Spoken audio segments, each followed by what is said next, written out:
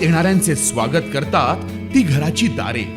आपले घर, बंगला, ऑफिस, फार्म हाऊस यासाठी सुंदर डिझाईन केलेली jumbo French door, safety door आणि तीही 18 गेज GI सेक्शन मटेरियल वापरून आणि 80 मायक्रॉन पावडर कोटिंग केलेली, संपूर्णपणे मेंटेनन्स फ्री.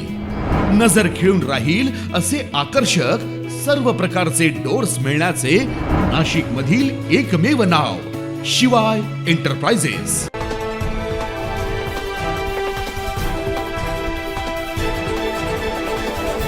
मागील काही दिवसांपासून नाशिक शहरातील काही भागांमध्ये कधी दुर्गंधीयुक्त पाणी पुरवठा होत असल्याचं दिसून येत आहे. शहरातील सिडकोमधील साईबाबा नगर या ठिकाणी उघडी गटार तसेच गटारीचं सांडपाणी या दुर्गंधीने नागरिक त्रस्त आहेत. विशेष म्हणजे या नाल्यालगतच नागरिकांना शतपावली करण्यासाठी एक जॉगिंग ट्रॅक बांधण्यात आलाय. या जॉगिंग ट्रॅकवर मोठ्या प्रमाणात डासांचा तसेच दुर्गंधीचा मोठ्या प्रमाणात प्रादुर्भाव वाढल्यानं शतपावली करण्यासाठी येणाऱ्या नागरिकांनी संताप व्यक्त केलाय. मी देवचंद केदारे, प्रभाग क्रमांक 31 मध्ये राहतो. गेल्या अनेक दिवसापासून हा प्रश्न खूप मोठा आहे. काही आमच्या इथले जे मोकळे नाले आहेत तिथे खूप दुर्गंधी पण आहे आणि आता नवीनच आमच्या इथे जॉगिंग ट्रॅक झालेला आहे. तिथे लोक फिरतात, येतात जातात, तर त्या नाल्यामधनं असा घाणेरडा वास येतो.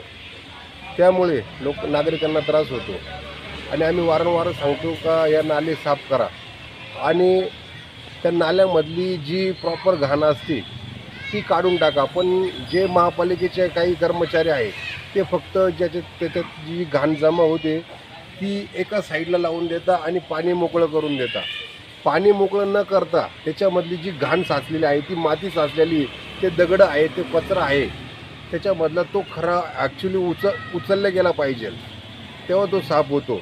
मी प्रशासनाला व महापालिकेच्या अधिकाऱ्यांना विनंती करतो की याच्या लवकरात लवकर या नाल्यामधला जो काही कचरा असेल तो भरून टाकावा. नाहीतर सर्व आम्ही नागरिक मिळून महापालिकेच्या अधिकाऱ्याच्या ऑफिसपाशी इथला जो काही कचरा असेल तो उचलून आम्ही तिथं ऑफिसला टाकू, हे आमचं आव्हान आहे नागरिकांतर्फे.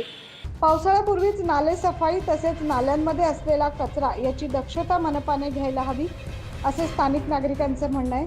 अन्यथा डेंग्यू सदृश्य आजाराला सामोरं जावं लागेल अशी परिस्थिती निर्माण झाली. लवकरात लवकर मनपाने नाले सफाई करावी, अन्यथा आंदोलन करण्याचा इशारा स्थानिक नागरिकांनी दिलाय. 9 न्यूज महाराष्ट्रासाठी प्रतिनिधी नितीन चव्हाण.